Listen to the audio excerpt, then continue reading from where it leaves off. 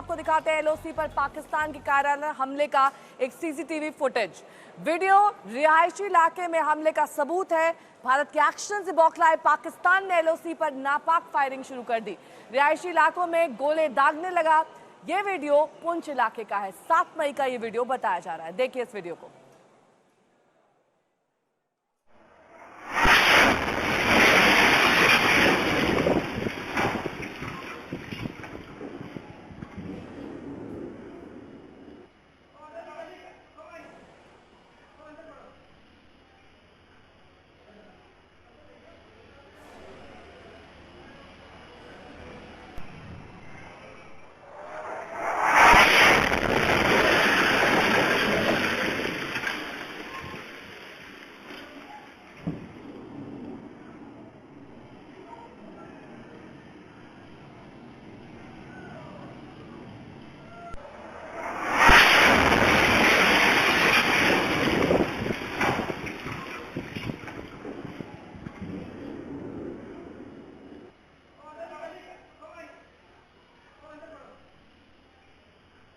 सात मई सुबह 7:30 बजे का यह वीडियो है जिसमें पाकिस्तान ने सीज फायर तोड़कर रिहायशी इलाकों में गोले दागे।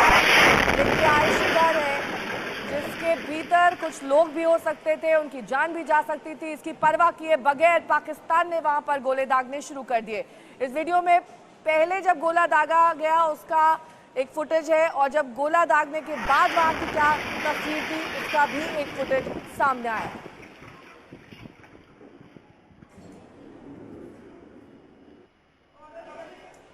ये पुंछ में पाकिस्तानी हमले का सीसीटीवी वीडियो है। ये एक बेहद अहम कड़ी जो दर्शाती है कैसे रिहायशी इलाकों को भी निशाना बनाया पाकिस्तान ने अपने नापाक मंसूबों को अंजाम देने के लिए। किसी को भी नहीं बख्शा। कोई नियम कानून कायदा पाकिस्तान पर लागू नहीं होता है क्योंकि वो कहीं भी इस तरह का गोला दाग सकता है, फायरिंग कर सकता है, ड्रोन बरसा सकता है, कुछ भी कर सकता है। अरविंद ओझा मेरे सहयोगी जुड़ गए हैं तमाम जानकारी के साथ। अरविंद, अब से कुछ ही देर पहले आप बेहद अहम तस्वीरें दिखा रहे थे घर के अंदर जहां पर पाकिस्तान की शेलिंग हुई थी, वहां पर किस तरीके से नुकसान पहुंचा है, लेकिन इसके अलावा क्या तस्वीरें सामने आ रही हैं जहां पर आपकी मौजूदगी है, वहां पर कैसे पाक ने अपने नापाक इरादों को अंजाम दिया है, किस तरीके से उन्होंने उल्लंघन किया है। कई सारे ऐसे नियम होते हैं जो आपस में दो देशों के बीच होते हैं लेकिन पाक किसी को नहीं मानता है।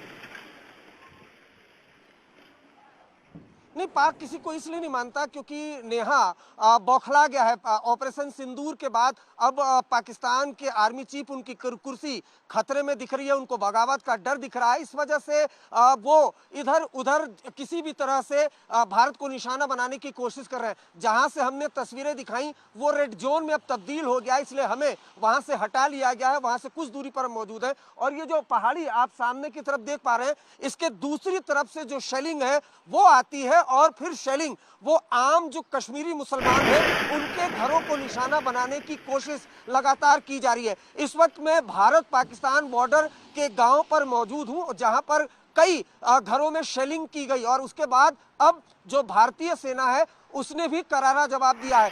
वैसे तो जो पहलगाम हमला था उसके बाद से ही लगातार देर रात से ही पाकिस्तान की बौखलाहट वो समझ में आ रही थी। छोटे हथियारों से सीज फायर वॉयलेशन हो रहा था, लेकिन अब देर रात के वक्त भारी हथियारों से सीज फायर वॉयलेशन होता है जिसका इंडियन आर्मी बखूबी जवाब देती है। मैं मकबूल खान के घर पर पहुंचा और उन्होंने साफ साफ जो बातें की आज तक के सामने, उससे पाकिस्तानी फौज की पोल है वो पूरी तरह से खुल गई है। क्योंकि भारतीय फौज ने जब ऑपरेशन सिंदूर चलाया तो बाकायदा प्रेस कॉन्फ्रेंस करके ये साफ कर दिया कि सिर्फ पाकिस्तान में जो आतंकी ठिकाने हैं उनको निशाना बनाया गया। लेकिन भारत की फौज और पाकिस्तान की फौज में यही फर्क है कि पाकिस्तान की फौज बौखला गई है, आम सिविलियन के घरों को निशाना बनाने की कोशिश कर रही है।